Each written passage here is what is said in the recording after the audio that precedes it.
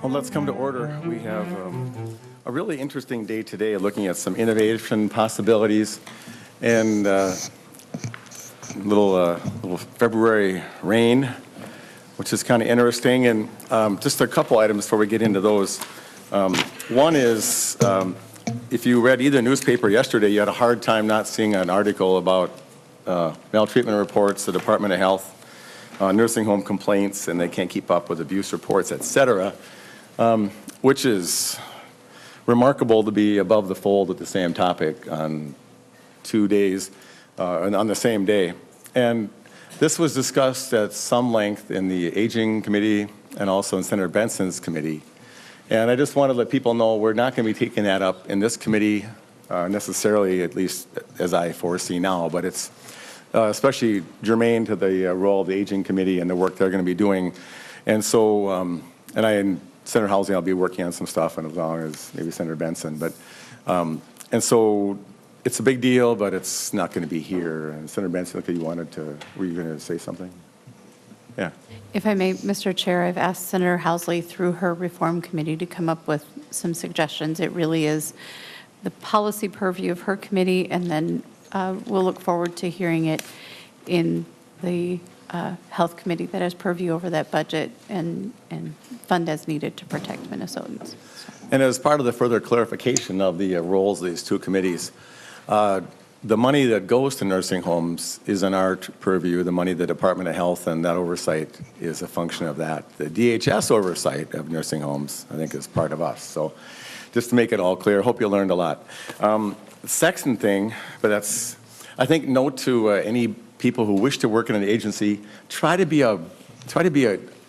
above the fold on a Sunday paper with bad news about your agency. That's just probably the takeaway to that. And the second thing is, going forward, we have a lot of work to do in all these committees. Tonight, we're going to go, until we're through with today's work, 5 or better if we have to. You don't have to talk unduly long, but we do want to hear about all these ideas, and we purposely allowed adequate time to do that so we're not racing. On Wednesday, we're taking up 7 bills, including 5 bills with group residential housing, which we expect to get done in our normal time. And then Monday, I think we have 11 bills so far, and including 2 department bills. And for those of you who wake up at night wanting to hear department bills, they'll be at the end, so you'll hear that in the nighttime. And we may actually take up some more. We are conscious of the time constraints that we're under, and we want to give bills that are appropriate their hearings. And just one more announcement that's something you'll want to follow, and I think that this microscopically written 5-line handout is in the back, and 12-point font, okay. Anyway, we're going to be taking up 4 major topics in addition to the rest of our topics to work on that have come up. And these are going to be the vehicle bills for those. They're not really going to leave anywhere, but they're going to be our vehicle to work on them in the committee. And so if you see one of these bills posted, you're going to want to be aware that there's that topic is going to be taken up. And I'll just announce them for people who are just watching at home. Senate File 911, which we're actually hearing today, is going to be the vehicle for some home and community-based services goings on. And so today we're going to discuss actually the regular bill, but this is going to be raised up and then put back, laid over again. Senate File 1013, which is the Senator Eichhorn clone of the tax provisions for out-of-home placements for the tribes, is going to be our ICWA tribal adoption efforts that we're going to be working on. So if you see that one on the schedule, you might want to watch for that. Senate File 448, which is the Senator Ralph's bill about at-home infant child care, is going to become the focus on 5, vehicle for data and maybe some of their early ed-related matters. And finally, Senate File 727, which is the Senator Utke's DWRS bill, is going to become the DT&H DWRS working project. And I think the benefit of this is that I've sat through a lot of omnibus markups, and rather than the chair working with certain groups and suddenly plops out on the table, this is a way to see how it's evolving, and it'd be our intention to kind of go along the direction of where those bills are at, assuming we can afford them. And On some of these things, they don't have cost, and some they have extremely important policies behind them. So just hope that's clear, and our members clear about that. Senator Lori, is that clear? All right. You're up, Senator Lori. So the first bill up today is Senate File 852 and Senate File 853. So good they're in a sequence. And if Ms. Schatz would like to come out here, and Senator Lori, you do have an opening act that you get to listen to, if you don't mind. So, What's that? yeah, you're the headliner. She's the opening act, so she's going to warm up the audience for you, Senator Lori. So, Ms. Schatz, welcome to, and you're going to discuss kind of the point of these first four bills we're taking up today, if that's okay. Thank you. I sure will. Thank you, Senator Abler, members of the committee. For the record, my name is Susie Emmert Schatz. I'm from Lutheran Social Service of Minnesota and the Minnesota Consortium for Citizens with Disabilities. We were asked a while ago to think through what are some creative options that would really move disability services. As we know, disability services is more of a ship than a canoe. It takes a lot of different resources to move the big resource that it is. And so there are lots of different levers we can pull in disability services, and we hope that this is the year we can move some of those ones forward that we've been working on for some time. Everything that we support today is in need of a strong workforce. I can't emphasize that enough. If you want to move people with disabilities into more independent housing, you need skilled employees who can help do that. If you want to get people with disabilities jobs in the community, you need people that are good at finding those jobs and helping support people in those jobs. So the four bills that we have right now will really help to move folks with disabilities to a more person-centered system, which is a requirement of the federal laws and the Minnesota's Olmstead Plan. I think you'll see that the package of bills that are put forward today by providers and advocacy organizations could be especially helpful for those youth at a transition age, all of them. So they can help young people, especially those folks in special ed who are transitioning out of school, who previously maybe didn't have as many options as they did or as they could have. It would help them bypass the group home setting, bypass more of the sheltered work setting, and directly into the community for jobs, for work, or I'm sorry, for jobs, for housing, for community integration. We're always going to need that intensive level of care for some folks, but we do think that by focusing on that transition age young person, we'd actually be able to turn that ship a little more effectively. So we are in a better position, too, to also serve those folks that need the higher intensity of services if we're able to direct some people past that system and sort of away from the more restrictive and expensive settings at the get-go, rather than backpedaling and trying to move folks back the other way. And this will help our services make a softer transition rather than a hard turn. So what you'll hear today is the MSA housing assistance, Minnesota Supplemental Aid housing assistance, that would increase housing access for people with disabilities, both leaving group residential housing and also those, it would increase the amount that folks are able to receive to put towards their housing.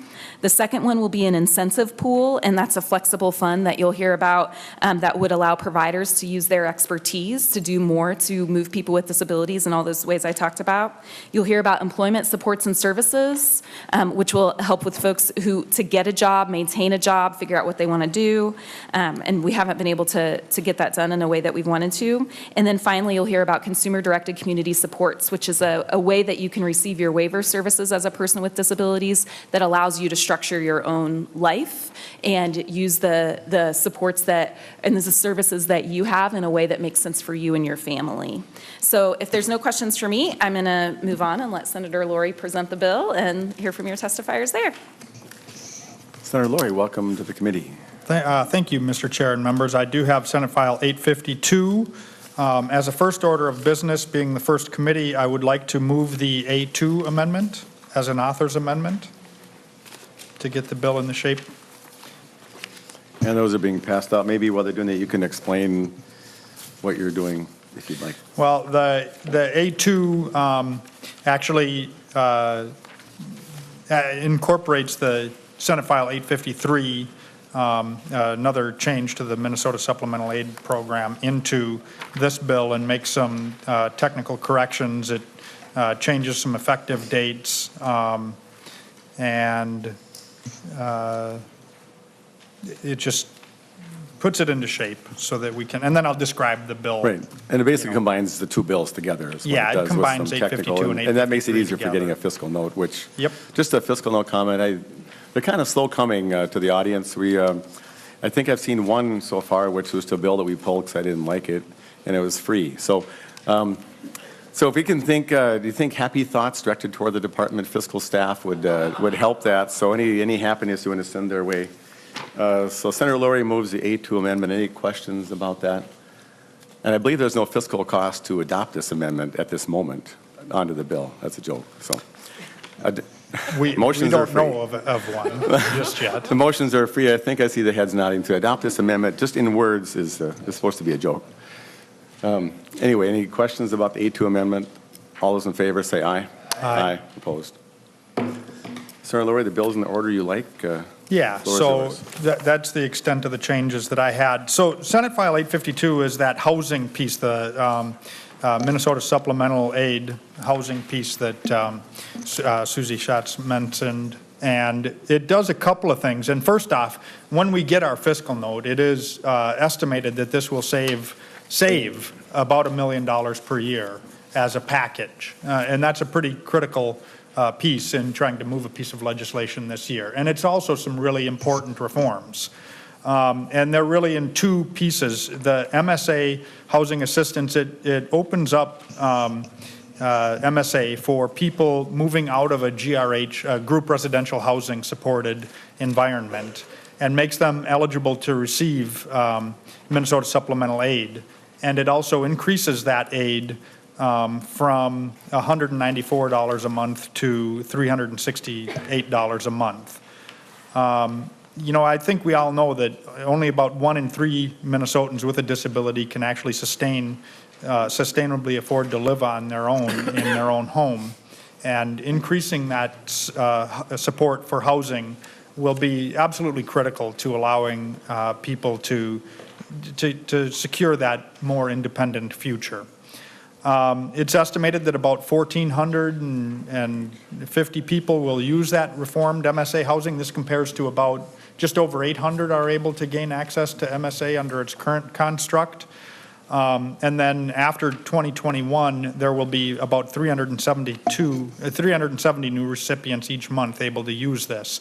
This piece of it will have approximately a $3 million per year cost beginning in fiscal 2020, but it is offset from the second piece, which is establishing federally funded housing support services for individually. And the reason this comes at a savings, just to tie that down, is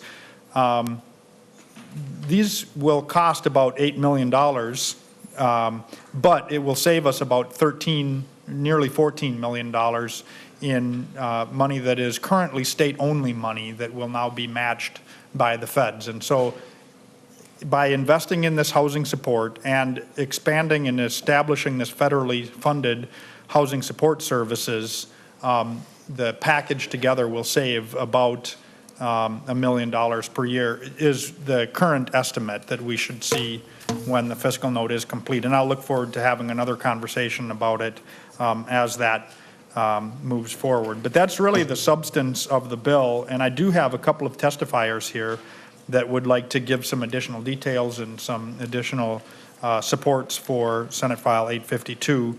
I have Kelly Grovender from Hearth Connection and Dr. Cheryl Grassi from the Minnesota Consortium for Citizens for Disabilities, or with Disabilities, and I would invite them up to give their testimony at this point, or stand for questions, whatever you wish.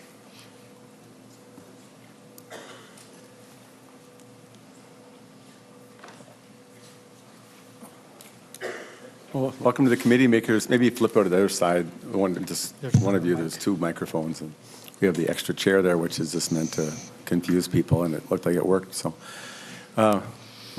looks like you were collaborating on testimony. So whoever wants to go first, go ahead, and welcome to the committee. Thank you, Mr. Chair. I'm going to start. Members of the committee, I'm Dr. Cheryl Grassi, Executive Director of the Minnesota Consortium for Citizens with Disabilities, otherwise known as MNCCD or CCD for short. I think I'm probably going to reiterate a fair amount of what Senator Lori said, but I'm going to just start by saying that CCD is a broad-based coalition of 45 advocacy and provider organizations, as well as over 150 affiliated organizations and individuals. Together, we work to improve public policies that support the lives of people with disabilities. CCD priorities this season focus on cost-effective solutions that support greater independence and create choice for people with disabilities. You've already heard one of CCD's top priorities in this committee last Monday, medical assistance for people with disabilities, raising the spend down and asset limits so people can keep more of their income and continue to live independently. We at CCD wholeheartedly endorse all of the bills being heard today, including our other top two priorities, which are consumer-directed supports and what I'm here to address a little bit more specifically today, which is the Minnesota Supplemental Aid Housing Assistance piece. So this Minnesota Supplemental Aid, the bill that Senator Lori just described, Senate File 853/852, would increase the amount of monthly support that an individual receives for housing. It would change eligibility so that more people can access the aid. It would provide individuals with enough income to transition out of residential settings like group homes to more independent housing, leaving group homes for those who need more intensive services. For youth with disabilities, this bill would help them to bypass the group home altogether and allow them to go directly into more independent settings. As of July 2016, 811 people were accessing MSA housing assistance in the amount of $194 a month. This bill would increase that amount to $367.50 monthly and would aim to double the amount of individuals utilizing this aid by 2021. This proposal also leverages federal reimbursement to pay for housing services that are currently state paid. Once those federal funds are in place, the proposed increase will more than offset, resulting in an estimated, as Senator Lori said, an estimated $1 million in savings for the state on an annual basis, money that could be used to help fund other disability programs. We at CCD strongly support this bill, which would improve quality of life for people with disabilities and generate cost savings for the state. Thank you for hearing my testimony, and thank you for all the work that you do. Welcome to the committee. Thank you, Mr. Chairman, members of the committee. My name is Kelby Grovender, and I am the Deputy Executive Director of Hearth Connection, a nonprofit organization whose mission is to end homelessness in Minnesota. I'm here to testify in support of the 1915I waiver to provide housing support services to disabled homeless individuals as a billable Medicaid service. Hearth Connection provides supportive housing to over 600 households across the state, representing over 1,300 individuals. Supportive housing is a recognized best practice in ending homelessness for those with multiple barriers to stable housing. It's the simple solution of ending homelessness by providing affordable housing combined with services appropriate to meet the needs of households who are not able to maintain housing on their own. Without housing, people remain homeless, but without services, disabled people are not stable and lose their housing. We are currently using state funding through the Long-Term Homeless Supportive Services Fund to provide a wide range of services to support our participants, including the services described in this bill. If enacted, this bill would provide federal funding to leverage those state funds, allowing us to serve more individuals and bring us closer to ending homelessness in Minnesota. When combined with other Medicaid billable mental health services, such as targeted case management, we would be able to provide wraparound services to get people into housing and prevent them from falling back into homelessness using primarily federal funding. I've been providing supportive services for those experiencing homelessness for over 25 years, and I can confidently say that we now know how to end homelessness, and it is through proven best practices such as supportive housing. In supporting this bill, you're supporting the end of homelessness in Minnesota. Thank you. Thank you for your testimony. I'm sure we have questions. I do if nobody else does. Senator Hoffman. Thank you, Mr. Chair. I'm raising a question, I guess, which is probably goes a little bit deeper. It is my understanding that the ability to access the housing allowance within this type of structure goes through DHS, and that yet we have this Minnesota Housing Finance Authority out there that, you know, through a series of bonding, and it wraps around. It's almost like there's these two systems that are trying to get to the same intended outcome, but they're not having the conversation. And I just found out that MHFA is sitting on $400 million of unspent money that through that whole bond process. I don't understand it. Senator Jerry understands that. But I guess the question is, this should open, Senator Ralph understands that. So, but my question is, for us, we should be looking at this. I mean, this is great. I love this bill. This really gets it, because you never talk about people with disabilities in the bigger picture of housing. It's always something else, and I think this is important to hear, and I just wanted to say I support it, but I think I'd love to look deeper into this to see how can we get these systems to coordinate together. I think Senator Hayden has the deeper answer you're looking for. I don't, the experts are at the dais, but thank you guys for coming. I'm not sure about the $400 million sitting at MHFA that can be used for this purpose. I mean, there's about $110 million biannually that we give and appropriate to MHFA. They have a bunch of other bonding and other kind of essentially a bank that it works in order to try to figure out how do we provide affordable housing throughout it. There are within the MHFA budgets a housing trust fund that these organizations do use for rental assistance that are delineated for long-term homeless and others. I think that those dollars are effectively being used for the folks that are out there. I think the tools that Senator Laurie has brought forth around expanding MSA and other tools that will add on and be able to tackle more people that are experiencing homelessness. So there is an interagency group that works on this stuff, Senator Hoffman, that does take in DHS and MHFA, members of counties and cities that really work on this long-term project to end homelessness. So I think that there is interconnectivity.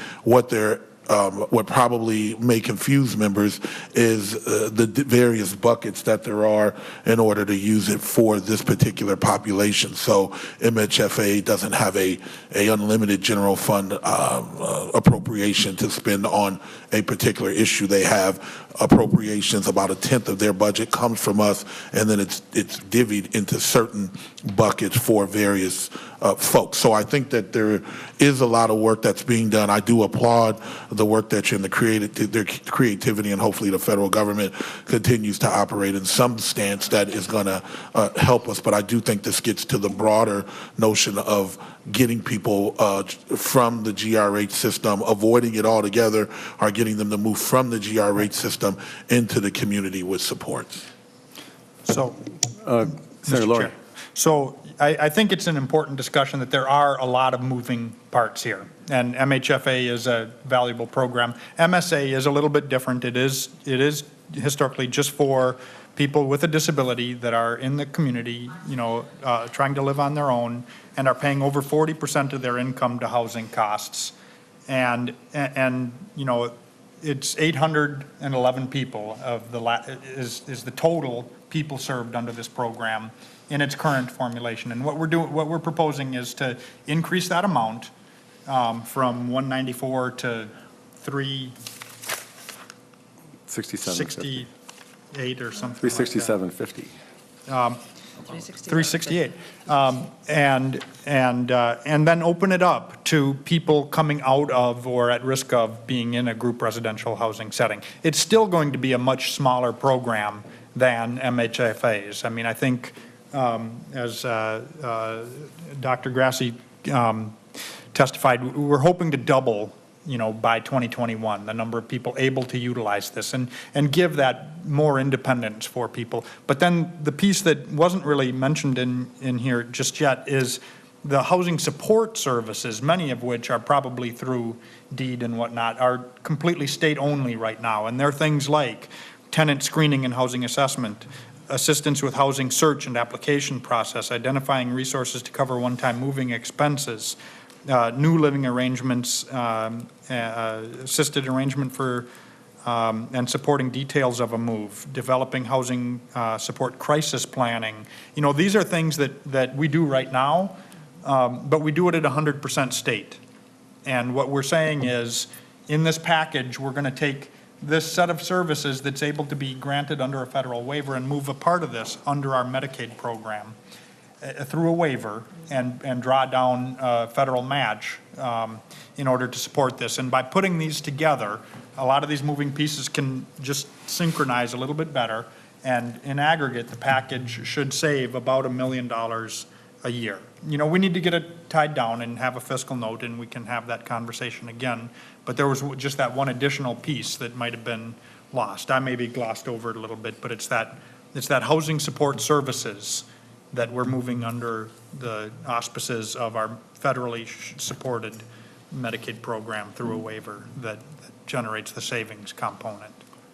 Yeah, I think that's well said. It's not bad to say something twice. Senator Ralph. Just a couple of thoughts and a comment or a question. And I'll start out with a question. You say there's $1 million in savings. Now, is this because of the shift to the federal government, so they're going to be picking up $1 million, or is this because, and something that I'm very focused on, is this because we're going to actually move these people into more independent living where they're not requiring the support services of a group home or other types of facility, and actually tailoring more individual support for them in their daily lives? Do you understand?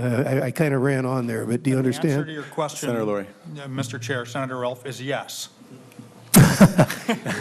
Well, it was two questions, I know. actually. Senator Ralph, it actually does support people in their independence by making it more useful for them. That increase from $194 to $368 actually makes it so that more people will be able to maintain their independence. That piece is actually a cost to the state.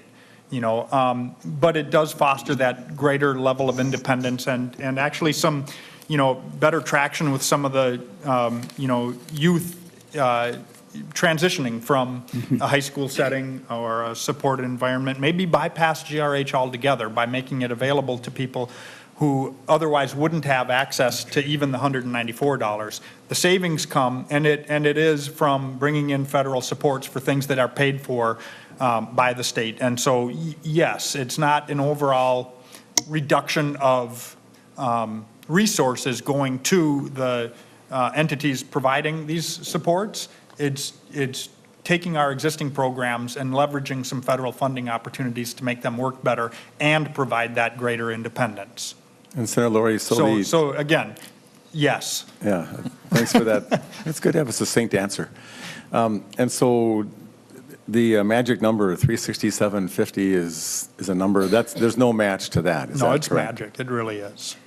It's 367. So is that housing component? Is the MSA matched in this proposal? And just curious how you came up with 367.50 of all the numbers you could have picked between 1 and 1,000. So. You know, Mr. Chair, I'm not quite sure how. I see a volunteer coming from the audience. Oh, it's the opening act. Hello. I guess this is the encore performance, and there's more. Senator Abler, thank you for that question. The change in the number was previously the MA housing assistance was determined by the federal food support level, and now we're changing it to half of the SSI income standard. So that's where the 367 comes from, okay, which is more appropriate for housing rather than food support. I'm glad it's based on the formula somewhere. But don't leave yet. And so is any of that matched, or is all the matches that happen in other supportive programs that we'll see when we get the fiscal note? Do you know that? I think we have to wait for the fiscal note for that. Mm-hmm. But I mean, is any of this MSA matched? The housing, I can't answer that. Okay. Question for DHS. I do have one fiscal, I could lend you my fiscal note that says that old bill I'm not doing is free. That probably wouldn't help. I don't believe it. We're getting Ms. a no. Dr. Grassi. We're getting a no from the department in the background. So there's no match The on the housing is not not on the that. It's just housing. the services. Okay, I got it. Actually Senator Benson, then Kiffmeyer. Mr. Chair, Oh, Senator Benson's first, I'm sorry. yes. Yeah. Okay. Thank you. Mr. Chair and Senator Lori, on page 3, line 10, the individual must be reassessed within 1 year and annually thereafter. Any consideration to changing that assessment? And maybe it doesn't need to happen at this time, but if people aren't fundamentally changing their disability from year to year, do we need an annual assessment? So that's just a general question for a lot of the services that we provide. But as we're moving people from group settings to independent living, perhaps Senator Lori or Senator Abler, what's going to happen with their transportation? How are we going to handle that? Has anybody? Let's give the panel a shot at that. Ms. Schatz or Dr. Grassi? Maybe I'll take the first part. The transportation, I'll maybe pass on. But on the first part, you know, one of the things that we do struggle with is keeping up with the individual's desires and needs. And that's why an annual assessment is actually still quite valuable, because we'll never get things perfect. And we need to admit that. And we need to say, you know what, we're going to take another look at the needs of and desires of the individual and see if what we have is actually meeting what we were looking for. So, I mean, I personally think that, I mean, we can have a conversation around whether that's the right level or not. And, you know, I mean, I'd be amenable to a conversation, but I do want to see some, you know, relatively frequent reassessments, because we've had people sitting in the wrong service setting for a very long time. And we really do need to be thoughtful about, you know, trying to provide that greater level of independence and moving people along and trying to get a reassessment.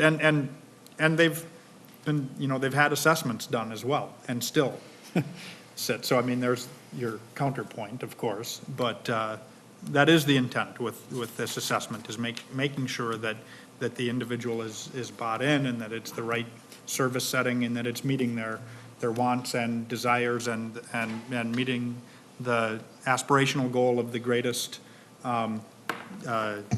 community integration that we're able to achieve. Ms. Schatz, Great. transportation. Senator Benson, thank you. That's a very good question. As you know, transportation is a huge challenge for people with disabilities all across the state, in the metro and beyond. And when an individual would leave if, for example, they move out of a group home into their own independent setting, often they may have other services like waivered services. If they're going to some sort of employment, they may get transportation through that.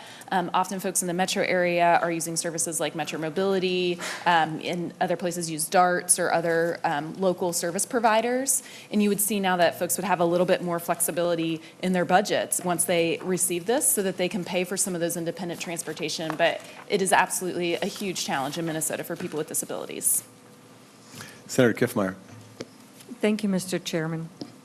So I'm taking a look at the sheet here, and I see savings of $1 million per year, because they're offset by reduction in state-funded services, so they are replaced by federally funded supportive services. So it's a switching of, and that's how the savings is gotten. But I read down lower, it says expanding MSA housing assistance will cost approximately $3 million a year with the offset from federally funded services. Those two things seem to be conflicting with each other. Can you help reconcile how you can save, but you can cost more? Maybe I'm just missing something here. Well, Senator Kiffmeyer, part of that will be clear when the fiscal note comes. I think the net of all the interactions is $1 million. You don't have the fiscal note, And that's right. I have that one that was free for the bill we didn't want to do, but that's all I got. So, Mr. Chair, Yeah. you're hearing a bill that doesn't have a fiscal note yet. We're in a policy committee today, sort of, Oh, so Mr. Chair. we could discuss that. Senator Lori, do you want to Now comment? that I'm at the table, you're asking my questions for me, and I greatly appreciate it. Mr. Chair. Senator Jensen. Thank you, Mr. Chair. I want to thank Senator Lori for helping us figure out this distinction between policy and... We could discuss that at more length, I think, but anyway, I think this is a productive way to go about starting off on our group of hearings. Senator Ralph, maybe you want the last question. Just one further question to follow up on what Senator Benson asked about the assessments. Is there currently any kind of plan for regular assessment of people with disabilities that are in these programs? And if so, is this redundant, or what are we doing here? Senator Laurie. Mr. Chair, there are assessments for people in almost, I mean, I think all of our disability group settings. And this is a set of people who would be in a different setting, and we'd make sure that they have assessments done in this new service setting also. So it's not redundant. I don't think it would be overlapping with additional assessments. It's certainly not intended to be. But it's a good question, and if it did become, redundant in some manner, we'd want to take a look at that and make sure that we're not just checking boxes that we've done assessments that aren't meeting any goal. This really is intended to be that check to make sure that we're actually making progress on achieving a greater level of independence for people. And I think a year is customary. That's pretty common. Well, Mr. Chair, and Senator Laurie, yes, I'm just, excuse me, concerned. We're trying to, I know as part of the focus on our committee is to try and bring a better coordination of services and to bring a better communication of services. And I guess my question is to that point, that if we already have assessment programs, then we should be looking at what exists and incorporate those rather than taking the chance on creating something that we then have to turn around and go back and figure out, oh, wow, now we've got two going. And I just raised that as an issue. Thank you, Mr. Chair. I'm going to phone a friend. Ms. White has offered to clarify. Mr. Chair and members, it's my understanding that as a requirement from the federal government for this program, an annual assessment is necessary. There you go. And Thanks. Mr. Chair, I could add to that, but I think that we would still be able to investigate and see if it were duplicative in some manner and put them together in a way that works for the individual and for the, service settings that are still engaged, and would want to make sure that we did that. Senator Hayden wishes to weigh in on Well, this. thank you, Mr. Chair. And once again, I think it's maybe sometimes, especially for members that are kind of wading through this, is to give, and we don't have to do this today, so I think we got there, but to give a sense of what these clients might look like. And one of the things that Mr. Grovender talked about and others is that these folks have case management services. And so they are working with a case manager who is helping them with the various systems along with other life challenges, if you will. And often the case manager, for the purposes of the committee, is the one that's helping the client walk through the various programs that they're on, regardless MSA or Housing Trust Fund or wherever they might get assistance from. And then those folks are helping to make sure that they're kept up on all of the various eligibility and assessment criteria. So the wraparound service portion of this is really, I think, the part that maybe hasn't been lifted up enough to talk about who these folks are. When you do scattered site supportive housing, meaning supportive housing in the community, it only really works and is effective if they have a case manager or someone who's assisting them as they kind of make their way into the community. So I think it's good for the committee to know that these are the funding sources, but what they really help to fund is not only the their income and their rental assistance, but also it helps to support those case management services that help them navigate the community. And I think that we'll just make sure that there's no double evaluation as the interactions go forward. Senator Laurie, I guess you get the last word. Well, and then just to piggyback on some of what Senator Hayden was mentioning, which is really helpful, and marry it to some of the concerns around transportation, this actually isn't going to be the end-all be-all solution for everyone. This is going to serve, maybe another 800 individuals, and they're going to work with their case manager to see if an arrangement like this works for that individual. And if transportation is too big an issue and becomes a barrier, they wouldn't take advantage of this. And we'll need to try to continue to watch and see to the extent to which that plays out. But, the case manager is also going to be that gatekeeper to make sure that people who choose to take advantage of this program have the rest of their package of care needs met. Cool. I think that's a good hearing, and I think the fiscal note's in the mail. That's what I just heard. So with that, this bill is laid over. Thank you, Senator. Mr. Chair and members.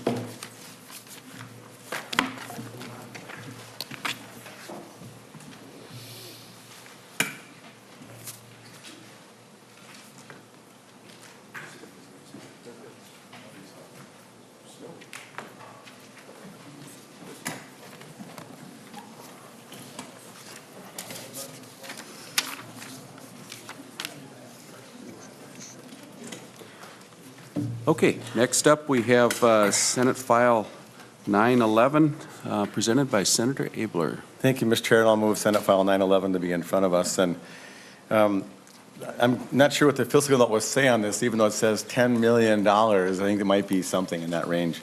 But just to the, what we're in keeping with today's theme about trying to drive innovation and trying to have people think, where would 10 years from now look like, where we want to get to? And I've had a good crowd of people in my office since November, and I've been asking each of them, what do you wish 10 years from now would look like? Let's push the money, let's push the policy, let's push the processes toward where we wish we could be, instead of trying to live in the past with housing opportunities, et cetera, that are maybe not what we're looking for. And so this is expanding a current program with some innovation, I don't know, pro grants, I guess, but just to try to drive improvements into the system. And this is absolutely going to be, everybody you hear at this table better say, this is going to save money. But it's going to save money, and I wish there'd be a way to capture the benefits of all this in our committee. But as is the case in many of the expenditures and investments and improvements we make, the savings shows up in the forecast 1, 2, 3 years from now, and it's predicted to come, but unfortunately the management and budget people won't let us capture that.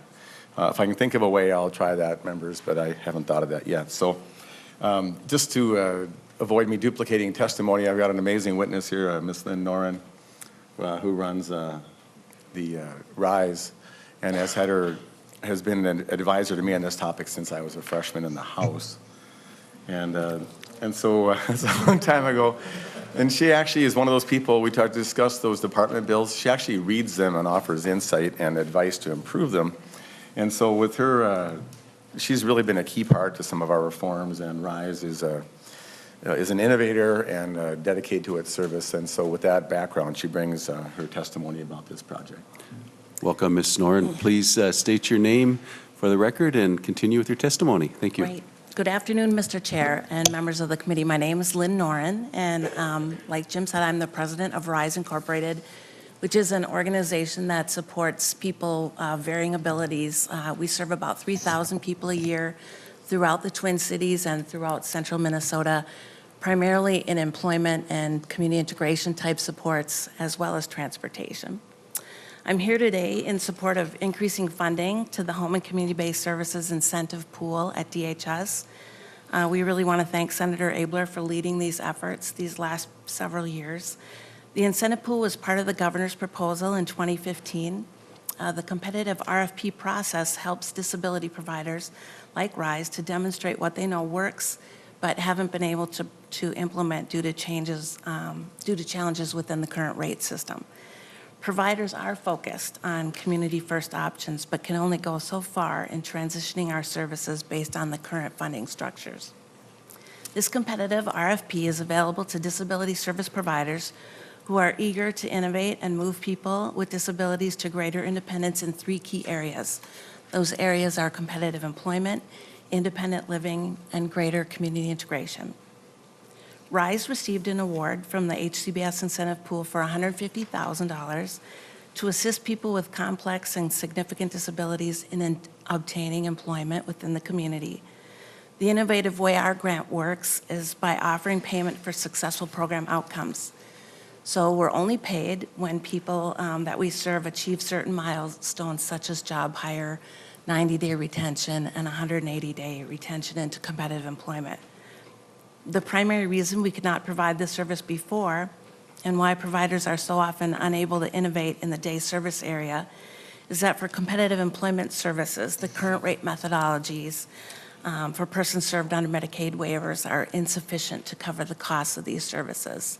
You'll hear more about that in the next bill. Additionally, we believe that testing performance-based payment models will provide key learning for all of us in determining future reimbursement models.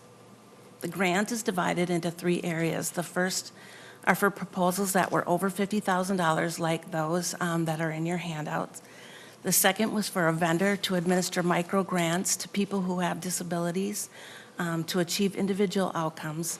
And the third grant is for proposals under $50,000 to cultivate small grants and micro grants to promote innovative and creative responses from a variety of applicants, some of them who may be new to the state RFP process. For the first round of grants, there were 27 applicants that requested a total of $7 million. And only 10 applicants were awarded the $1.7 million that was available that you see on your list. Each project details a specific benchmark they will meet in order to receive an incentive that can be invested back into moving on to the next person. We are thrilled that these grants are creatively designed to also be able to be given to people who have disabilities to manage, who would like to achieve specific outcomes as well. And while we don't yet know what those grants would be for, it could be things like ongoing training and education to prepare them for competitive employment, or funds to start up a business. All the grants would be based on the individual goals and strengths and interests of each person. Many of these projects will be especially advantageous to youth who have disabilities, supporting youth and others with disabilities to bypass living in a group home or being served in day training and rehabilitation if they're not choosing that service.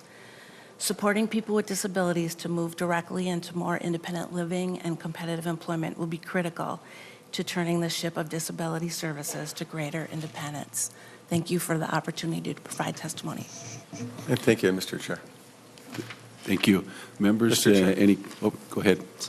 And just to help people understand where some of the savings might come, and Ms. Noren outlined a few ideas. So Senator Utke and Senators Hoffman, as we're doing our DTH, DWRS kind of work, some of this money could be the grease to help some of these people be diverted. A person who doesn't go, who can go right from living in their parents' home and then right into independent living will bypass a group home. And there's a savings in that. How do you calculate it? It's not calculable, but otherwise the system would have to absorb the cost to that individual. A person who might have gone to a DTNH, but who through these services found a way to find a job that they found suitable outside or in a competitive market somewhere, never got to experience the daily rate of a DTNH. And maybe they needed small amounts of supports to be independent, and they cost maybe 1/10 of what our client might have needed. And some of the productivity that they generate, including taxes they pay and so on, is also an adder back. And so that's what this is about. And there's a base amount, isn't there? Is there a base on this? $50,000, I think, is the smallest. Yeah, but I think there's some of this in the base. I can't remember right now. Oh, but, in the base, I'm sorry, I don't know that. yeah. Anyway, but so that's the point of this. And just, the number was scientifically derived. We put a 1 and put 7 zeros after it, and that became the number that we knew was the right number. And so it's certainly scalable.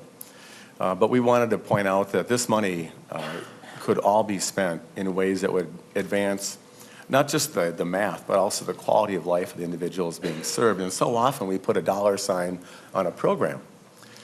But you and I know that the quality of life these people and that these people with disabilities and other people can enjoy is really even more valuable than a dollar sign. So that's what I have to say, Mr. Chair. Okay. Thank you, Senator Abler. Any other comments or questions from the panel or from the committee? Gonna let them off easy. Any final remarks, Senator Abler? The fiscal note's in the mail, Mr. Chair. Okay.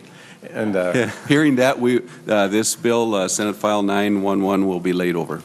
Thank you, Mr. Chair and members. Thank you. Thank you. Thank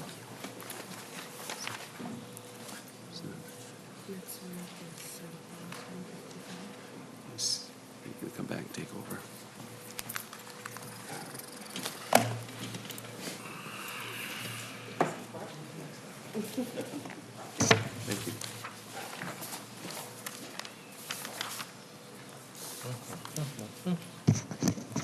comments? Well, welcome to the Senator Hoffman Hour. It doesn't have to take an hour, though, Senator Hoffman, but I should have brought my drumsticks.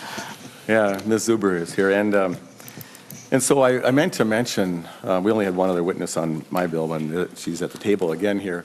Time is going well, so I don't feel a need to race through these, but I want to make sure that that the experts at the table and others can just dialogue about where we need to go, because these are really important questions, and this committee is attempting to make a dent in the needs of the people we've just talked about in this particular populations that we're addressing. We've had a work group, which we'll be talking about, but those are germane to some of these bills as we talk about them here too. So anyway, Senator Hoffman, maybe move your bill, and then glad to have you at the committee. Thank you, Mr. Chair. In front of you is Senate File 1055. And as we're talking about the different work groups, you're correct. I mean, there's going to be a lot of these bills that have the same theme. And Senate File 1055, that establishes 3 new employment support services that Minnesotans with disabilities could access through the 4 disability waivers that we have available in Minnesota. Here in our Senate Human Services Reform Committee, as well as in various settings across the state, we've been having the important conversations taking place about how we can address the current identified barriers to Minnesotans with disabilities living meaningful lives in our communities based on their own choices about where they live, where they learn, where they work, and where they play. This bill moves our state towards that goal by establishing specific support services that Minnesota with disabilities could access as they find work and keep employment current and community employment.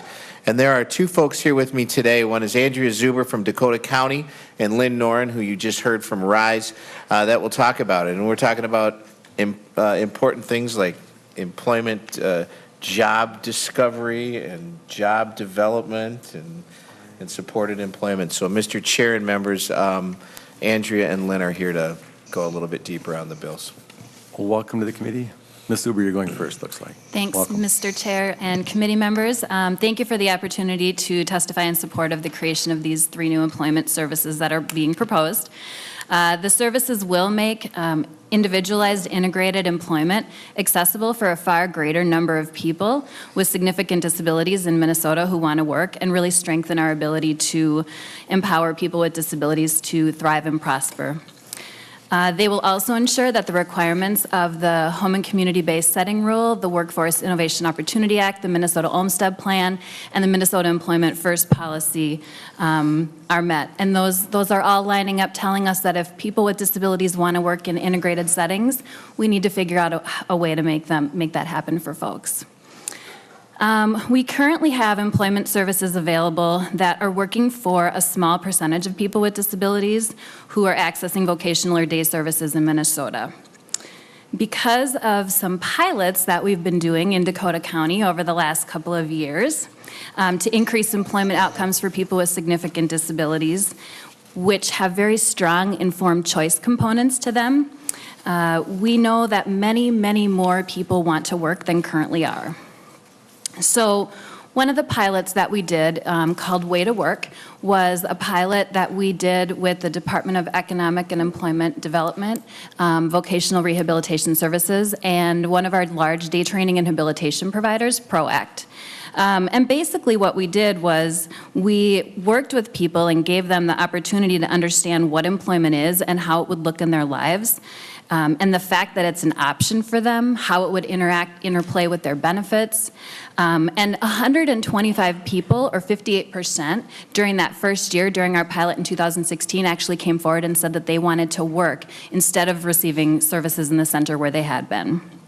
The National Core Indicators Survey, which is a national survey that looks at individual states, asked that same question to people with disabilities across the state of Minnesota, and that survey also came up with a number of 58% of people who are saying that they are in center and would rather work in integrated competitive employment. And then this spring, we've been doing another pilot. It feels like spring, this winter, spring. We've been doing another pilot where we've been meeting individually with families who have students who are graduating this spring. and the person with the disability and their family. And we have an employment coordinator who sits down with them and goes over those same components, really working with them to show how their plan, how their life would look post-graduation if employment was part of it, what services they would use, the cost, what other services might augment their schedule during the week.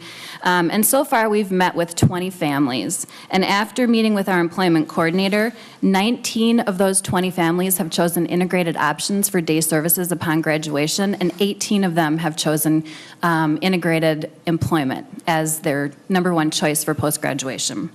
So if a larger percentage of people, and we think that number is going to continue to grow, really want employment services and supports, then we need to design a system that will work very well for them. So the new services create a clear path to move someone from day training and habilitation or from school and into integrated employment. And they break down the planning process and the service components necessary to do so. And very importantly, they include that strong informed decision-making component. And then they also incent the capacity development from our provider community to provide these important services. That's all I have. Thank you.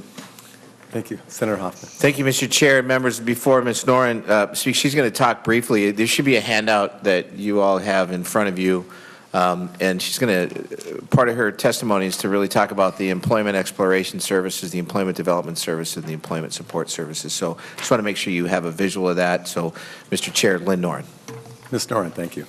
Chairman Abler, members of the committee, again, I'm Lynn Noren, and I'm from RISE Incorporated, and I'm here today to testify briefly in support of Senate File 1055 on behalf of RISE, as well as on behalf of a broader day and employment service provider association that's called MORE. As you are aware from the Olmstead Plan, to new federal rules about community-based disability services, to new federal rules about the path that young people with disabilities will take as they prepare to leave school and enter the workforce, there are many interrelated initiatives that are currently pushing us as a state to have increased service flexibility and options for people who have disabilities in Minnesota as they pursue meaningful lives in their communities. The bill before you today represents a concrete step forward towards this shared goal by establishing both the policy and the funding infrastructure necessary to create a set of 3 new employment supports that can be used to secure more independent, community-based employment opportunities for people. These services will help youth especially to bypass the services like we've talked about before that can sometimes be difficult to exit. The 3 new employment support services established in the bill are as follows. The first is employment exploration services, which are community-based orientation services that help introduce a person to competitive employment opportunities in their community through individualized educational activities, learning opportunities, work experiences, and other support services. The second service is employment development, which are individualized services that actively support a person to achieve paid employment in their community. Employment development assists people in finding paid employment, becoming employed, or becoming self-employed, establishing a micro-enterprise business, or other type of competitive employment in their community. The third is employment support services, which are the individualized services that support and assist the individual after they get a job to maintain that job and continue to be successful in the community. So sections 1 and 2 of the bill, when you read it, are a little confusing, but what they do is they address how these new employment services will differ from day training and habilitation today. It's basically the DT&H statute with the changes. It really clarifies that the new employment services will not be provided as a component of DT&H. They'll be a separate funding category. Sections 3 through 8 make technical changes to support the provision of these new services, again related to the separation of these services from day training and habilitation. Sections 9, 10, and 11 outline components of how the rates for these new services will be determined under DWRS, or the Disability Waiver Rate System. And the 12th and final section of the bill instructs the state of Minnesota to seek the necessary federal approval to proceed with creating these new services. They would need to be approved by CMS in the state's waiver plan. We know that the state legislature will be faced with difficult decisions this session around how to use very limited state funds in the most cost-effective and impactful way. We hope that you will view this particular piece of legislation and all those you've heard about today in this hearing as important and tangible steps that you and as policymakers can take to move our state forward. We ask for your support in these services, which support Minnesotans with disabilities to have meaningful and more independent lives in their communities based on their own choices about where they are going to live, learn, work, and play. So thank you for the opportunity to provide testimony today. Thank you, Ms. Noren. Senator Hoffman. Thank you, Mr. Chair. And with that, I think unless Alex Bartalik or anybody from DHS wants to chime in on the three things we're trying to establish here, which is pretty consistent with what's going on, I would just like to then say I'd like to lay 1055 over to possible inclusion. Is that what we're doing with this Well, one? we're not done yet, though. We have to discuss this some more. Ask Mr. Cardenas if he wants to come and offer a thought. And I would like to, in this discussion, since time is going well, we're going to do a lot of work with DTNH and DWRS and WIOA. And so if you know what those terms are, those acronyms are, you don't really need to be at this meeting. But it's, these are, we've had this work group, which is, and Ms. Zuber has been a part of that, and Ms. Noren as well. And so, and Mr. Hoffman would like to say something. Mr. Chair, I do. This is absolutely, I wish we had the lapel microphones here, because this really is pointing out just how inaccessible this is. And let me be a little upset right now as we grab this. And a lapel mic would be easy for him to just clip on. So I just needed to get that off my chest, to saying that seeing a big microphone come over here, I wish we had the lapel mics back, those little clip-on ones. And Senator Hoffman, just so you know, these roving mics are a step up. And so maybe we can talk to the sergeant. It's certainly not our dear Paige's job, the fault that she had that microphone, but thank you for having it. I'm glad we had it. And so, hi, Rick. Welcome to the committee. You can sit down, Senator Hoffman, while you hold that. So there you I go. want to be like Phil Donahue. Oh, yeah. Rick. This would be, Oh, yeah. Yeah, Mr. Chair and members of the committee and John Hoffman. For one thing, the microphones, I hear that they are surveying these things to look at some changes that they may make. I think a longer handle on that thing would be really maybe good. the desk could go up and down. Or the desk up and down, yeah, that would be good also. I think so. But I just wanted to comment on this, the employment and the support service that would come along with this. And in the years that I was going out into the field doing trainings, employment was something that was one of the top items for most persons with disability. Even when I get there, what am I going to do? And the support that would be offered in this bill would be a strong step in helping individuals with intellectual developmental disabilities really get into the community and find employment in other than enclaves but be a part of the community. It's one of the things that we're always looking for, is trying to see the steps that we have to take to get in for persons with disability to be a part of the community, and that inclusion is always a key element of trying to do that. And this is one way to do that. So I want to thank Senator Hoffman for authoring this bill and bringing it forward. So, okay. And the committee, hopefully you'll pass it. Thank you. Thank you. And Senator Hoffman, and to the microphone thing, I appreciate bringing that to our attention. It seems to me of all the committees, this is the committee that should have a lapel mic. So I'm going to ask my thank you. My crack CA here to make a request to the sergeant today or tomorrow that we could get that. Mr. Chair. Senator Jensen. Thank you, Mr. Chair. Sir, I just want to say thank you for your poignant comments. In one or two sentences, when you speak about what you want is inclusion, nothing more needs to be said. Thank you. Well, yes, thank you, Mr. Cardenas. I didn't see who that was, Ralph. But Dr. Jensen, Senator. Oh, Dr. Jensen. Okay. And yes, inclusion is the important part. But even in thinking about the accessibility, in physical accessibility is one thing. but the programmatic accessibility is another thing. And I guess employment is part of that programmatic accessibility, and inclusion is what we want. We'll all be there. So thank you. I appreciate it coming down. And so the bill talks about 3 employment activities, which do resemble the governor's proposal, but there's some differences that are maybe meaningful or not. But for the balance of time, Ms. Zuber, you've been part of our work group. Senator Hoffman, you and Senator Utke, and I have been, you've co-chaired with Senator Utke, 4 meetings about the issues that are facing the disability community with the community-based services, this DWRS, the disability weight, the disability waiver rate setting thing, system, which has turned everything on its head. And there's some bands within that funding is going to go, but they're about to expire and causing great concern from the people who work at day training and rehabilitation sites. And also coming at the same time by July 22nd, every person in a DTNH has to decide if they want to become part of the WIOA, the Workforce Innovation and Opportunities Act. Yeah, WIOA. And so if they answer the question, they don't want to be part of it, then they can't go to the DTNH anymore. And if they say yes, then they get to think about doing something outside the walls. And if they say no, they can just continue on. And so this is going to come up a bunch.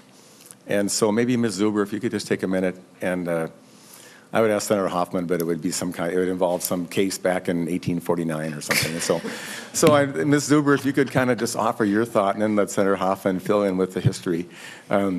That'd be very useful, just to help the committee know, because we're going to be taking some action based upon those work groups, using one of our bills as a vehicle, the Senator Utke's DWRS bill. So, Ms. Zuber, I appreciate you coming.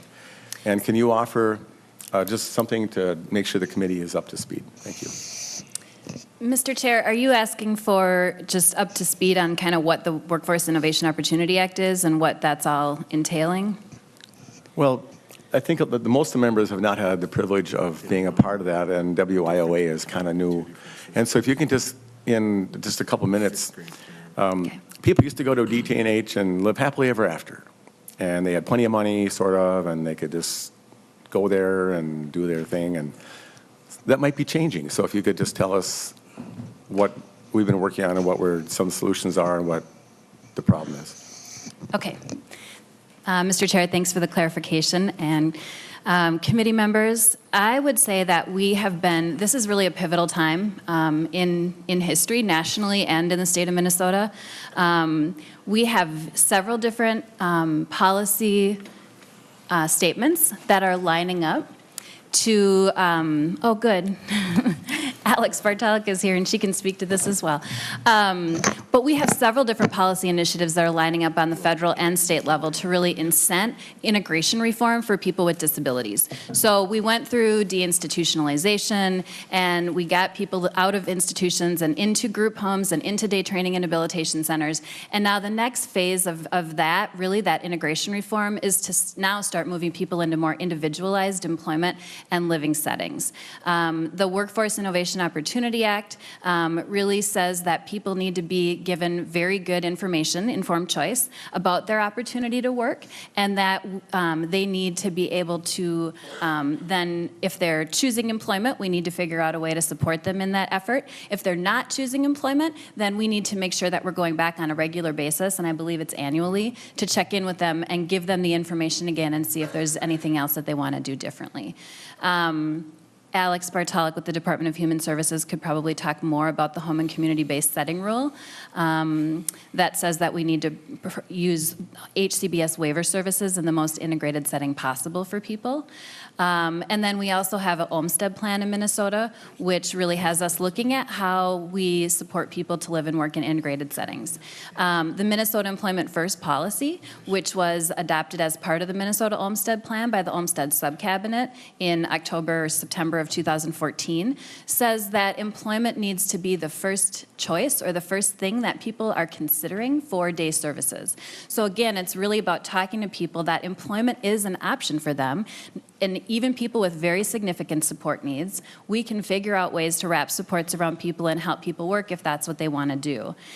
Before we start talking to them about other more center-based day services. Does that get at what you were hoping for? Well, that's a start, and Ms. Bartolek is here. I just want to remind members, you've been getting mail from parents, in particular of individuals who are served in DTNHs and independent living service settings, and they've been told by their, and correctly so, that their rates are likely to drop 30% plus or minus, and they're afraid that those services aren't going to exist. That's the discussion we had in this work group, and Ms. Bartolek thinks about it every day. And she's going to come up with a solution to make sure this all works out, and we're working with her toward that end. Curiously enough, though, I understand that the DTNHs and the ILS, independent living places, are getting hit the worst, and the intermediate care facilities and the corporate homes are actually better off, which I find to be troubling because that's not part of where we want to be going. So with that setting, welcome, Ms. Bartolek, and but you can take that where you like. That was not meant to embarrass you. It's just tells you we've got a pretty good relationship going here. And Ms. Bartolek, if every county had one of her in their county, there would be no need for homestead, because that's how she's aware of this and the respect she has shown for the people with special needs. So welcome to the committee. Thank you, Mr. Chair. My name is Alex Bartolek, and I'm with the Department of Human Services.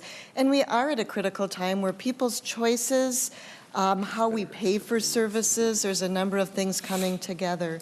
When DEED, or Vocational Rehabilitation Services, is talking with individuals, their primary focus is to work with people who are not yet making minimum wage out in a competitive environment, because they're the ones who can authorize a commensurate wage certificate where they can say it's okay for you to make minimum wage. There are some people who are at DTNH programs who don't work, who don't have competitive work or other work. Those folks can still be there. But I think the options that we want people to have is the option to work, the option to be able to work for a business, to be able to earn money, to have a bridge out of poverty, to be able to contribute to their communities is an important opportunity that these three services are designed to help with. We know, though, that with all of the rate system, we have been struggling with how do you transition a system? How do you take a system that's been based on historic rates that have been based on staffing ratios with people being in a building to a system that allows people the supports to be able to be in the community, and with potentially fewer people being in a center to be able to also support that. We do have a number of proposals in the governor's budget that help address some of these individualized services. And certainly this bill is one also to assure that people have options. And we will need to continue looking at how do we manage that transition to be able to go forward. I don't know if you have particular questions that you would like me to address. Well, no, I think that's helpful, and I think Senator Kiffmeyer has a question, but when there's like teachable moments, and if it's a month from now, we'll be marking up an omnibus bill with language that is maybe resembling some of this. And so the members, those of us who got the privilege of being at the working group have had quite an exposure. But there is a great deal of fear. And the members will be hearing from those constituents who are just terrified. And we're closer to it, so we're just kind of numb. But they look to us and you as being a solution. So Senator Kiffmeyer, and then I'll let Senator Hoffman go. Then Senator Edke. Thank you, Mr. Chair.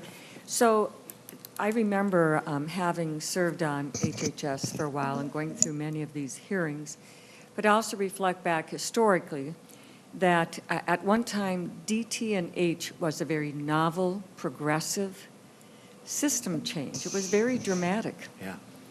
And the challenge now is DT&H has become the status quo, and now through Olmstead, we are in another transformational period of time where we need to graduate folks. And it's real easy to kind of get stuck in what is maybe a variety of things. But in the midst of all that are these people who very much desire and want to graduate. They want to move to that. And so we're kind of caught in that situation of doing that. And that transformational change is very difficult, especially from the one who now is the status quo, and we're moving forward. Olmsted mandates that we do that, and that's probably why, because it almost became the new version of institution that at one time we left. So here we are, and I think the question that I have for you is how, I would suspect, Ms. Bartolek, just knowing your previous activities, that we are kind of in a situation of transitioning. So is that the kind of work you are doing at helping, making sure that we do transition? Because I think it is very important out of respect for the people that we all care a lot about, but that means we're going to have a change. So is that part of what you are doing and your work doing? Because sometimes transition takes time, but I think what the court was saying, we're impatient with all this time. We want things getting done. So can you address, is that exactly what we're working on, is making that transition? Ms. Bartolek. Thank you, Mr. Chair and Senator. That's exactly what we're in, is a transition. Nobody wants someone who wants to work to not be able to have the opportunity to work, and we need these new services in order to go on. We also know that providers often have a lot of innovative ideas. They know different ways of supporting people, and the innovation grants that you were talking about earlier are really important ways of letting providers help us understand how they can change their services. We also know that some of the factors that really make it challenging are things that are not necessarily directly a result of the service, but it's transportation. If a provider does not drive a person to work, we often in many parts of our state don't have transportation to help them get there, so we need to break out the different components. So along with the Senate work group, we've also been working with a group of stakeholders to talk about what are the different things that have to get in place. And one of them is we probably need to separate out a provider who does many different services, including day training and habilitation and employment, and think about what are those services. And it might be that we need to define a new service. We need to define the next version of DT&H to better articulate what it's going to take, and also what does the service look like, and what does it take to support it. We are in a transition. We don't want people to be hurt, but we need to learn from some of the experiments of what people have been doing, how to best make those changes. Senator Kiffmeyer, okay. Senator Hoffman. Thank you, Mr. Chair. And a great conversation. I think about where Senator Kiffmeyer is. You got options out there in Big Lake. You got in Mille Lacs. You got some great organizations that have been around. And 50 years ago, when we had people with disabilities living in state institutions, they used the word mainstream. It's the same thing that was used in the education world. And yeah, I'm going to get a little historically on you. And I will. And I know Senator Utke had a follow-up question too. I don't know if you wanted to go to that first or a statement.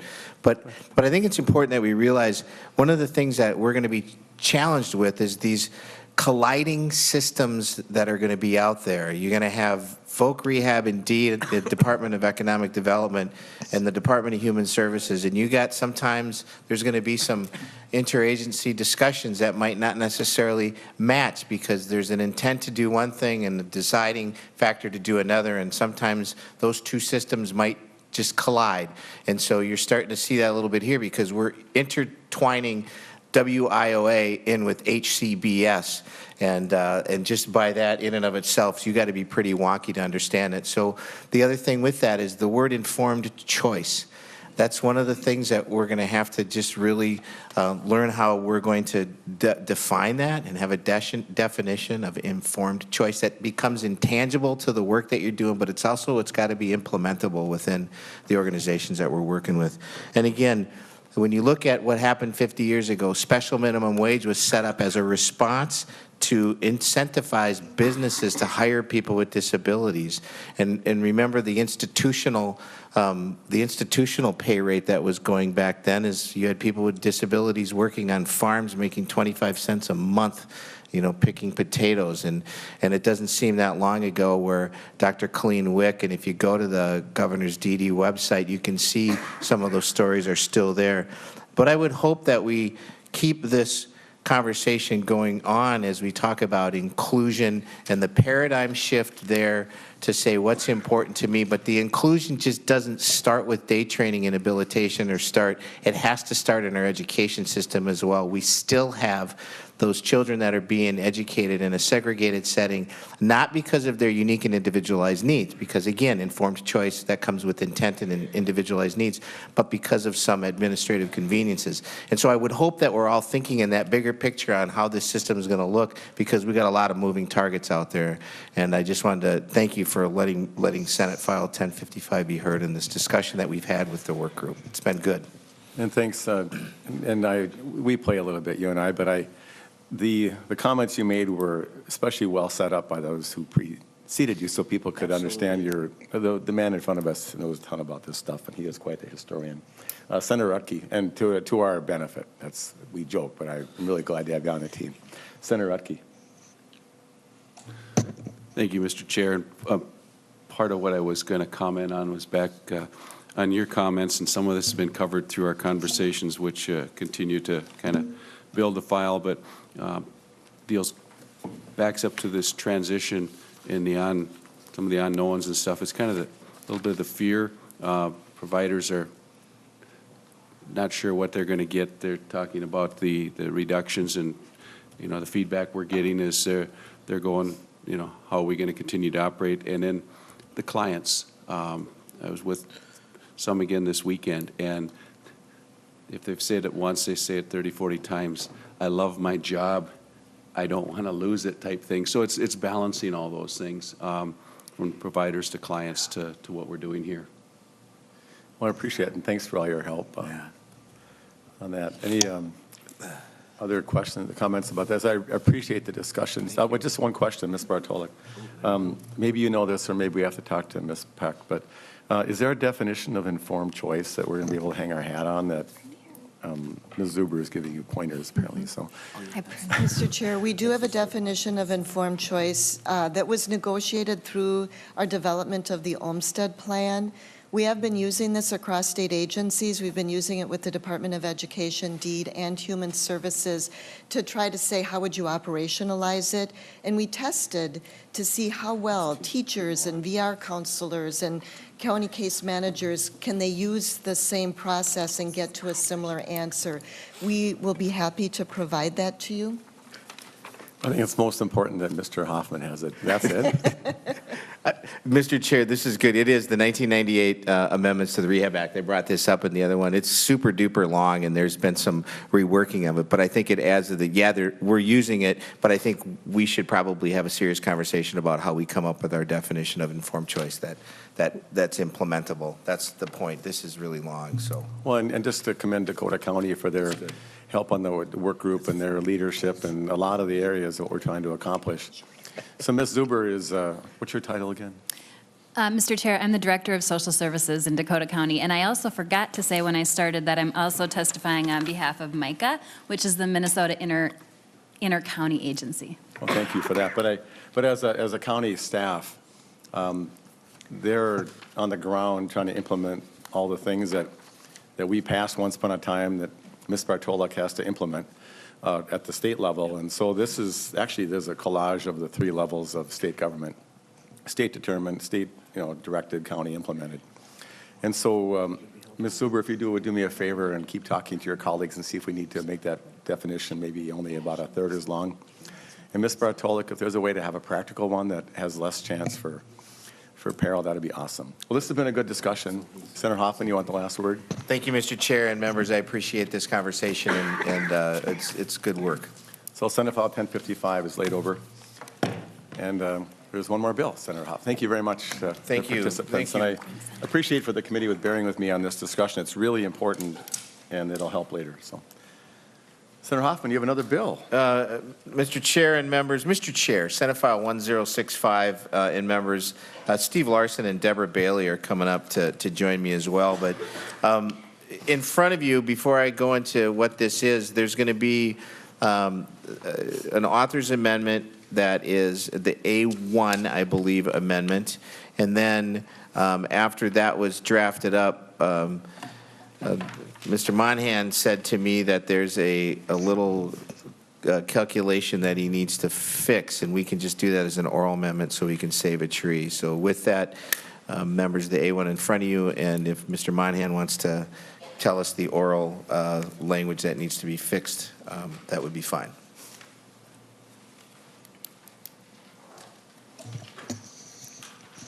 Yes, I guess.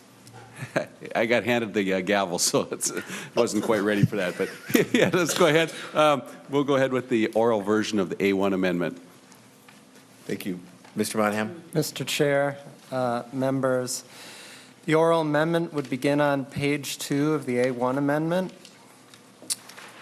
The amendment to the amendment would be to delete line in on line 3 and insert live in. Also on line 3, page 2, delete describing and insert described. And then two lines down, page 2, line 5, delete position and insert positive. You know, I missed that last one. Could you repeat that one, please? Yes, Mr. Chair. Page 2, line 5, delete position and insert positive. Thank you. Okay. Sorry, Mr. yes, Chair, I Senator- kind of missed Senator the Ralph. first one. Okay. All right. I'll start over, all right? All right. Okay. Page 2, line 3, delete line in, it's a hyphenated word, and insert live in. Also on line 3, delete describing and insert described.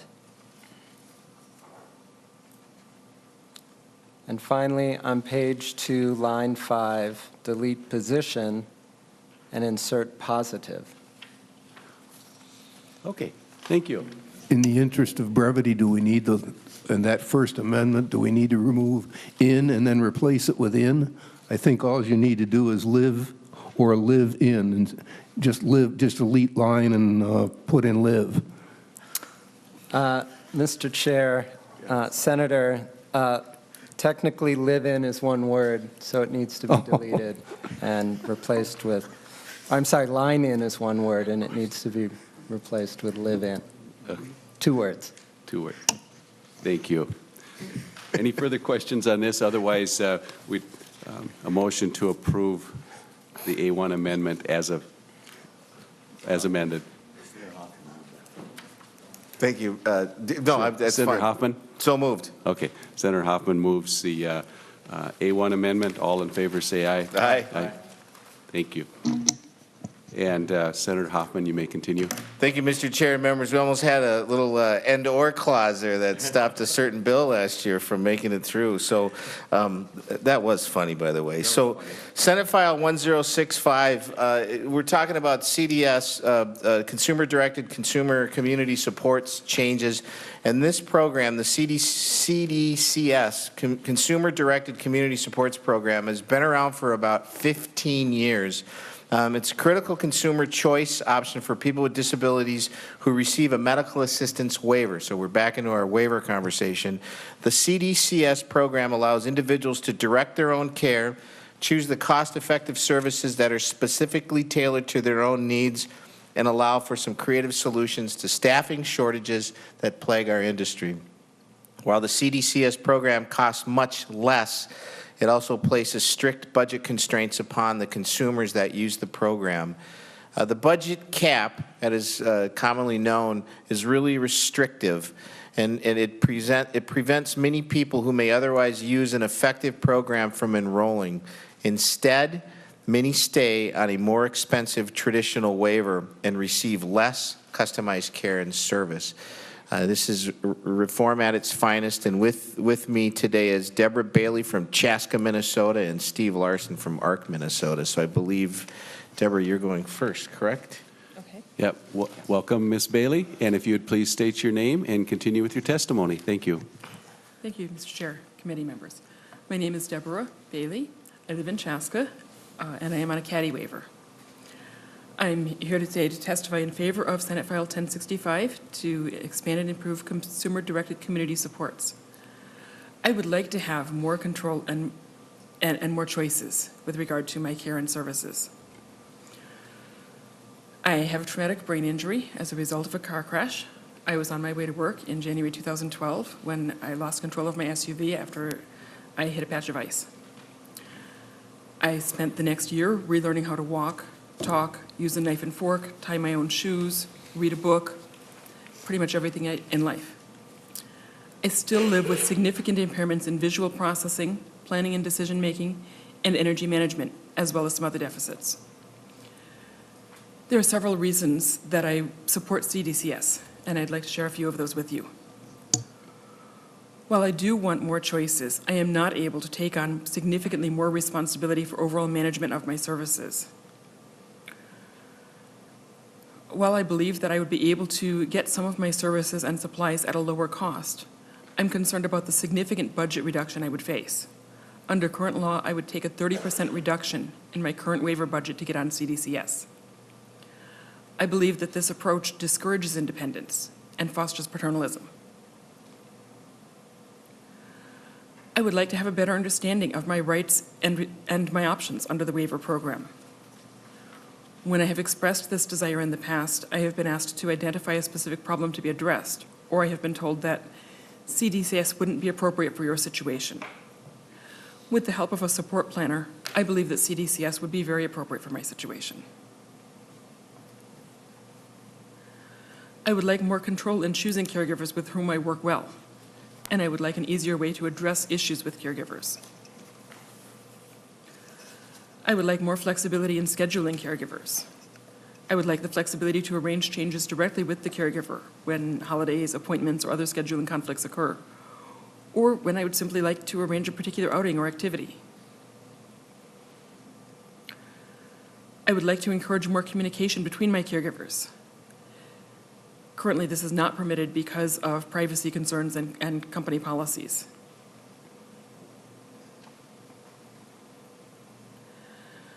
I'd also like to share two specific examples of issues I have recently had with caregivers. My independent living skills worker, who typically comes twice a week, was unable to come for 11 weeks last year because of a lapse in the company's license. This caused a significant disruption in my life, and it's something that I believe could have been avoided had I been on CDCS. I have weekly skilled nursing visits. Among other things, the nurse helps me to manage my chronic conditions. Consistency is very important in this effort is very important to me. During a recent 7-month period, I worked with 8 different nurses. I need more consistent care in order to be successful. When I complained to the company, they promised to improve consistency. They didn't. I eventually asked my case manager for help to change providers in order to resolve this situation. Again, this is another challenge that I believe could have been avoided had I been able to utilize CDCS. Studies have documented a high level of satisfaction for individuals on CDCS. They have also shown that staff turnover is reduced because more of the budget can go into paying higher wages to staff. So I'm asking that you please pass Senate File 1065 so individuals like me can have greater control over our services and supports. Thank you. Thank you very much for your personal testimony and describing your situation to us. We sure appreciate you coming forward. Any questions for Ms. Bailey at this time? If not, we'll go on to our next testifier, Steve Larson. So welcome. Please state your name and continue with your testimony. Mr. Chair and committee members, I'm Steve Larson. I'm the Public Policy Director for the ARC Minnesota, and we advocate for people with intellectual and developmental disabilities. And I want to thank Deborah for testifying today. She did so volunteering to do this. She came here on Metro Mobility. We have offered her rides, but she wants to be independent, so Her intent tonight is to hop on the light rail, go down to the Mall of America, stay overnight with a friend until Metro Mobility can pick her up because it doesn't run late enough tonight. She still might get a ride home, but that's how important coming to testify was for Deborah. So I want to thank her for her great, extraordinary effort in doing that. Consumer-directed community supports, as Senator Hoffman has said, has been around for over 15 years, and it's a service under our waiver programs, and there's 38,000 individuals with disabilities on our waivers right now. 5,000 people are choosing consumer-directed community supports because of the great flexibility it offers, despite the 30% discount that they have to take in their budgets.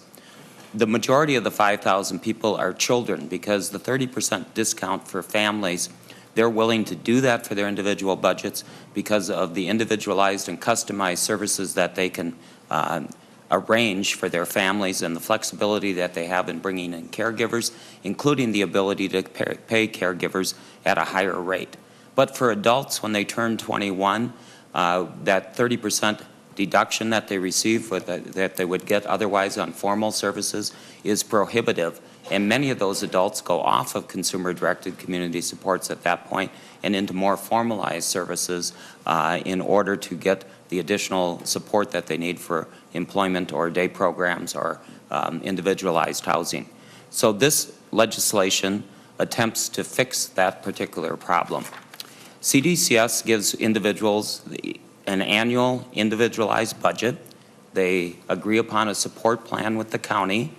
They are held highly accountable for how they spend their money by working with a fiscal support entity, but in the end have greater flexibility on how they can arrange services.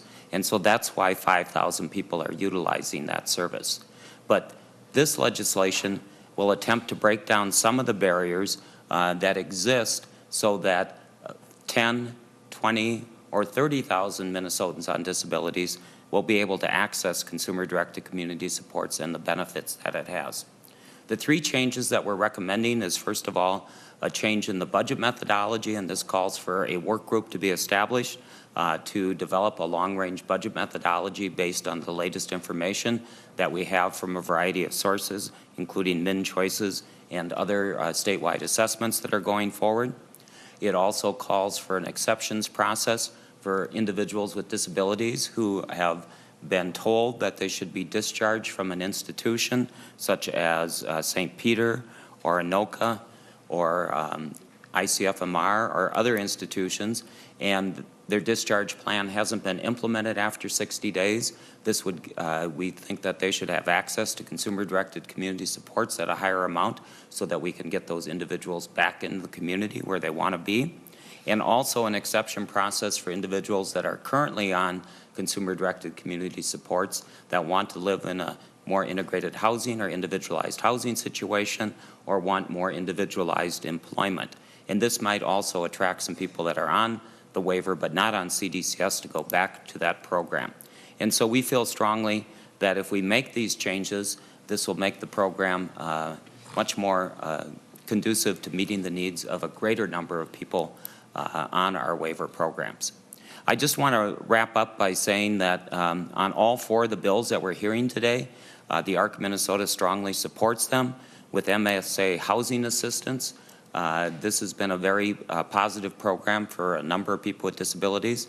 The ARC Minnesota has had a grant from the Department of Human Services for the past 6 years, and we've helped 1,800 people, individuals with disabilities, find housing of their own. And one of the key components to that has been the MSA Housing Assistance Program.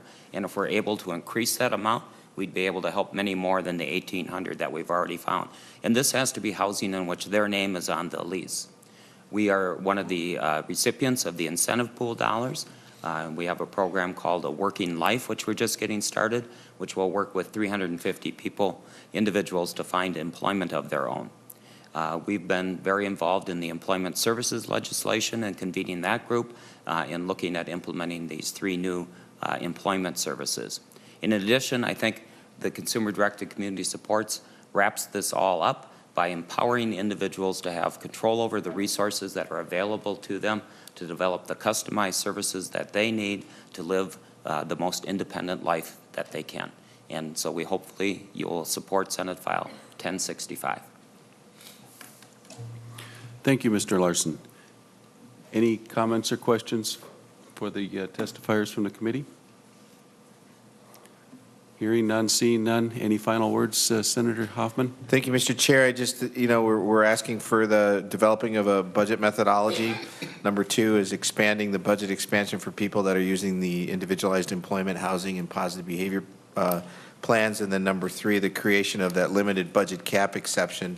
Within that, it's cost neutral because the budget amount cannot exceed what the cost services are under the traditional waiver would cost. So I think these are 3 important factors, and you heard from Ms. Bailey just about if she had those options available to her, how her life could be different without it. So thank you, Mr. Chair and members. Thank you very much. Senate File 1065. Oh. Thanks. I was just doing research in the audience. Anyway, I just wanted to thank the author for this bill, and I appreciate the innovation it has, and Ms. Bailey is it, and Mr. Rutson didn't get testified today, but another time, I hope. But I hope that people can keep bringing ideas that are innovative and keep thinking 10 years out, because, the future is going to be coming along, and it's our job. So thank you. Thank you, to the author. Thank you. Thank you, Mr. Chair. Thank you, Senator Abler. At this point, then, Senate File 1065, as amended, will be laid over for consideration. Thank you. We're done, I think. You want to adjourn? You can. Okay. Seeing no further action, this meeting will be adjourned of our Human Services, and we'll reconvene on the 22nd. We are adjourned.